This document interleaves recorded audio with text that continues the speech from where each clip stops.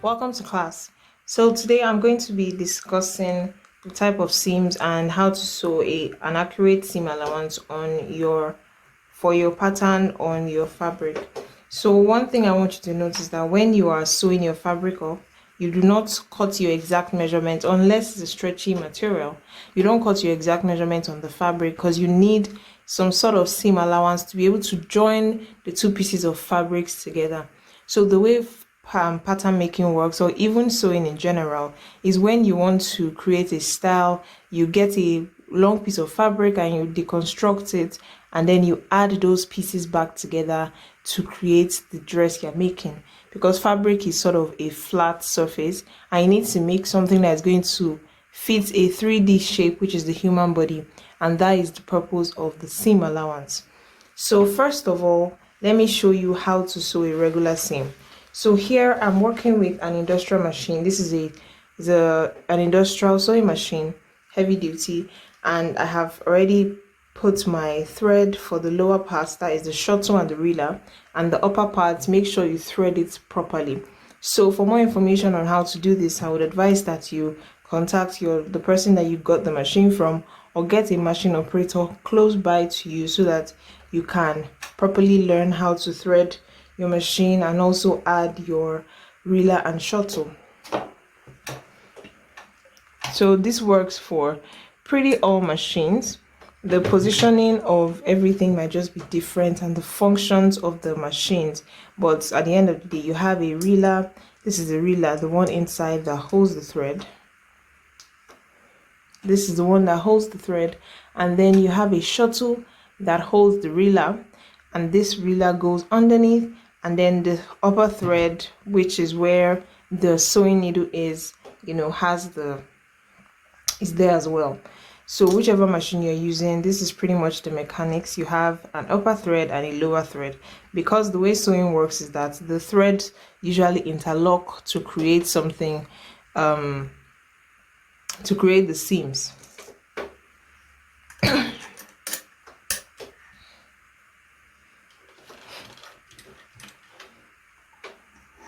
So the first thing you need to know is that whenever you are sewing, always put your thread passing through the presser foot to the back. So this helps me so that it doesn't get tangled in your seam. Some people don't bother with this, but I find that this helps a whole lot. So when sewing the seams together, we'll just sew a regular seam now. So let me work with just one piece of fabric, and I'm just going to sew this from beginning to end. At the beginning, make sure you backstitch. So backstitching means the machine will go forward, backwards, and then forward again to continue what you're sewing. When you get to the end, go backwards and then forward again. So what that does is sort of tightens that area, so it makes it harder for that area to come loose.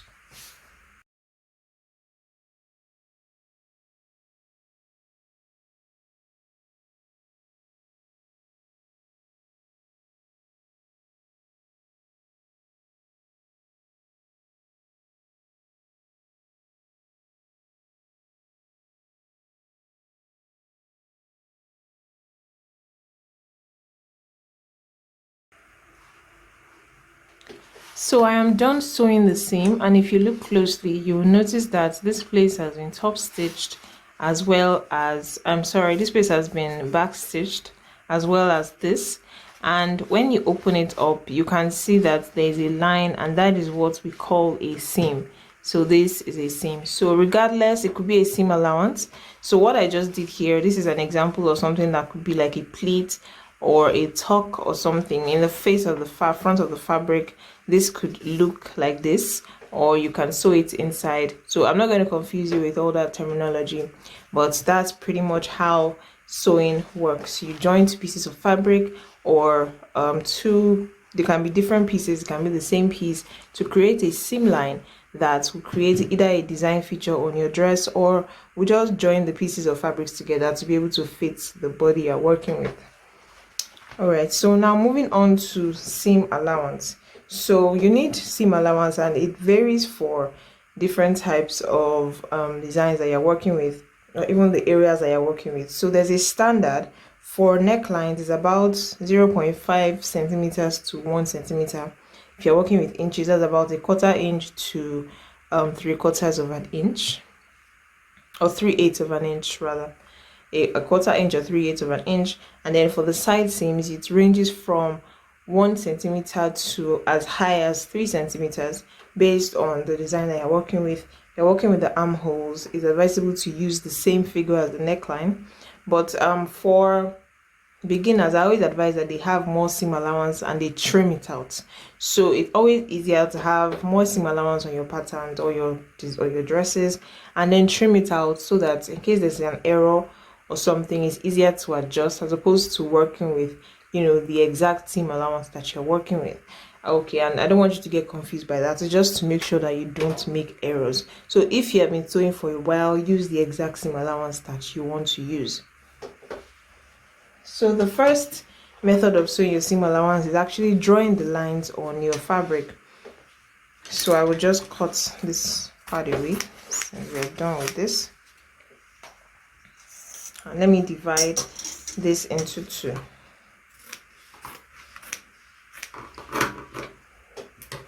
So the best way to sew your seam allowance is to measure it on your fabric. So for this one, we're going to be working with 1 centimeter. So I'll just measure on your using your tape. You measure 1 centimeter inwards,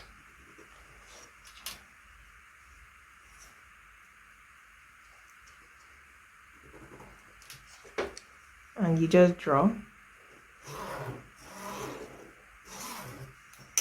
Okay, so that's it. So this is actually what I'm going to cut out because the edge is not straight. So it's important that the edge of your fabric is straight. So I'll measure another 1 centimeter inwards.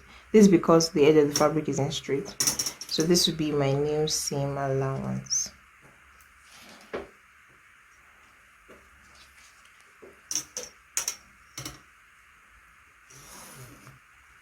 Please note, this is for demonstration purpose. Do not use pen on your fabric as the ink will damage your fabric. This is just for demonstration purposes. You can make use of things like a tailor's chalk. You can use things like a tailor's chalk, which this is an example of, or you can use a fabric pen or a fabric pencil. Those things are actually things you can get from someone that sells professional sewing tools instead of using a pen. I'm just using a pen so you can see it clearly. So if I was using this is how it will look like. So you can see that it's also visible.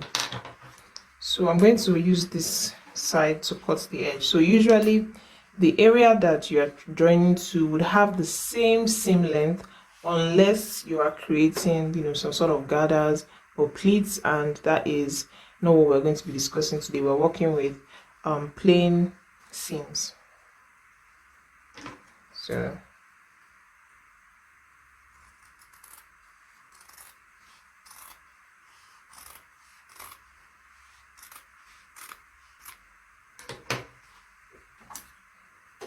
alright, so another thing to notice is that I always have the line on one side. So this, like I said, this is just one method of sewing this. So always have the line on just one side, and make sure that as you're sewing, you have space around this area. So the best way to sew is to have the bulk of your fabric facing this area. So here is not so voluminous because here is actually small and you have more space here. This is if you're working with an industrial machine. If you're working with a regular machine, it's still the same. It's easier to work this way for more accuracy. Although if you are left-handed, you might want to do it this way, but I prefer working this way. So now what you can go ahead and do is to pin the fabrics together. So pinning doesn't mean that you're a beginner, it just helps you to get more accurate work. If you are not comfortable using pins, then you'll find another method of making sure that your work is still looking neat and beautiful. So pinning just helps to hold the two pieces. Remember, we're sewing two pieces together. Again, back stitch at the beginning and at the end and cut off your threads.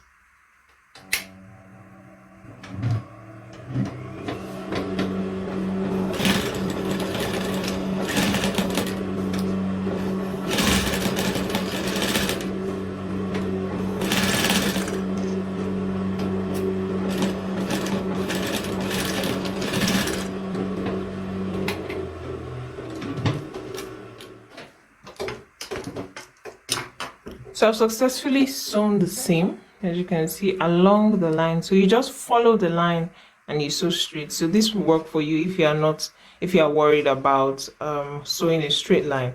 And you sew the exact seam allowance. All right, so now instead of going to your ironing board, because sometimes it can be stressful to be standing up to work with the ironing board, you can have your iron actually plugged in close by, especially if you're working with an industrial machine, and you just place the fabric here, quickly iron and continue, so you don't have to stand up. But in the situation whereby you don't have that option, you can work with this tool. So this is a seam roller, and it just helps you to open the seam until you can take it to an ironing board. Now this works best with cotton fabric, and the best way to actually iron your seam allowance is to open it along both sides. So for this seam roller, you're just going to do this. So this is not a cotton fabric, so it's not a soft cotton fabric, so you can't really, iron it or open the seam fully, but just until I can take it to the ironing board, this is pretty okay for me. So I'm sure you can see how it looks like. This is pretty okay, and I can continue. If this was like a project, I can continue, and then when I've done like a couple of seams, and I can take it to my iron to iron. So that's pretty much all for seams and seam allowances. So in the next lesson, I will teach you about different ways to finish your seam. So depending on which project you're working on or the fabric that you're also working on, different seams that you can use if you don't have a serger or a weaving machine.